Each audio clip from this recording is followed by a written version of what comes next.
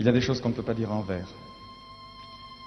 L'autre jour, j'étais dans le métro et j'entends deux dames dire « T'as lu le journal encore, ces juifs avec leurs histoires?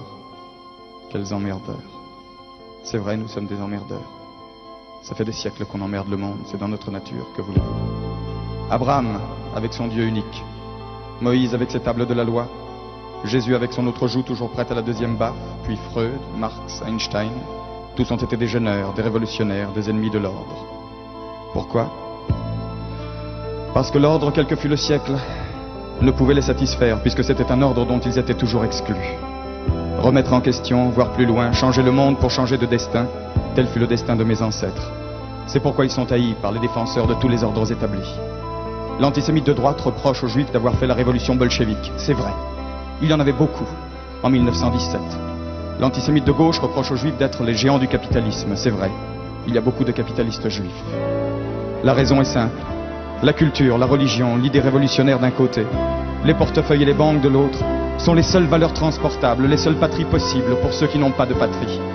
Et maintenant, aujourd'hui qu'il en existe une, l'antisémitisme renaît de ses cendres, pardon, de nos cendres, et s'appelle antisionisme. Il s'applique aux individus, il s'applique à une nation. Israël est devenu un ghetto, Jérusalem c'est Varsovie. Les nazis qui nous assiègent parlent arabe, et si leur croissance se déguise parfois en faucille, c'est pour mieux piéger les gauches du monde entier. Moi qui suis un juif de gauche, je n'en ai rien à faire d'une certaine gauche qui veut libérer tous les hommes aux dépens de certains d'entre eux. Car je suis précisément de ceux-là, d'accord pour la lutte des classes, mais aussi pour le combat et le droit à la différence. Si elle veut me compter parmi les siens, la gauche ne peut pas faire l'économie de mon problème. Et mon problème est simple. Mon problème est que depuis les déportations romaines du 1er siècle après Jésus-Christ, nous avons été partout honnis, bannis, écrasés, spoliés, chassés, traqués et convertis de force. Pourquoi? Parce que notre religion, notre culture était dangereuse. C'était un exemple de démocratie. Vous voulez quelques exemples?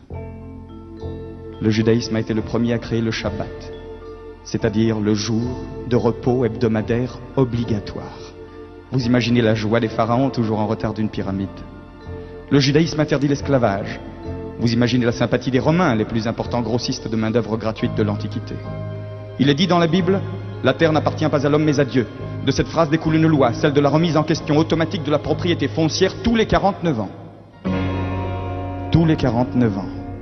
Vous voyez l'effet d'une loi pareille sur les papes du Moyen-Âge et les bâtisseurs d'empire de la Renaissance. Il ne fallait pas que les peuples sachent. On commença par interdire la Bible, et puis ce fut la médisance, les murs de la calomnie qui devinrent les murs des ghettos, puis l'Inquisition, les bûchers, et plus tard les étoiles jaunes. Auschwitz n'est qu'un exemple industriel de génocide, mais il y a eu des génocides artisanaux par milliers.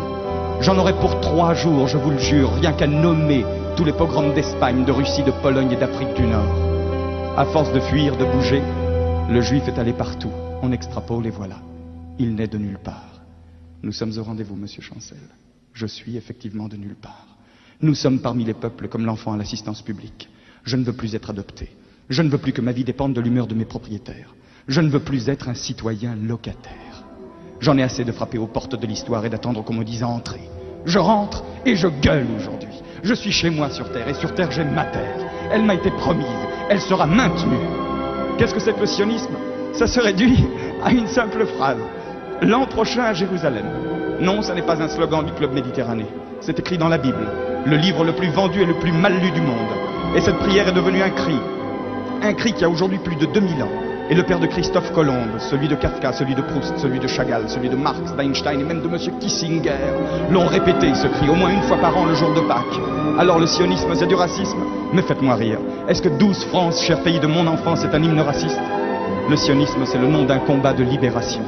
Dans le monde chacun a ses juifs. Les Français ont les leurs, ce sont les Bretons, les Occitans, les travailleurs immigrés. Les Italiens ont les Siciliens, les Yankees ont leurs Noirs, les Espagnols ont leurs Basques. Nous, on a une prérogative. Nous sommes les Juifs de tous. À ceux qui me disent « Et les Palestiniens ?» Je réponds « Je suis un Palestinien d'il y a 2000 ans. Je suis l'opprimé le plus vieux du monde. Opprimé quelquefois et souvent même supprimé. Je discuterai donc avec eux, mais je ne leur céderai pas ma place. Et les options politiques d'un gouvernement n'ont jamais mis en cause l'existence d'une nation. Alors pourquoi Israël? Quand Israël sera hors de danger, je choisirai parmi les Juifs et mes voisins arabes ceux qui me sont frères par les idées. Aujourd'hui, je me dois d'être solidaire avec tous les miens, même ceux que je déteste, au nom d'un ennemi insurmontable, le racisme.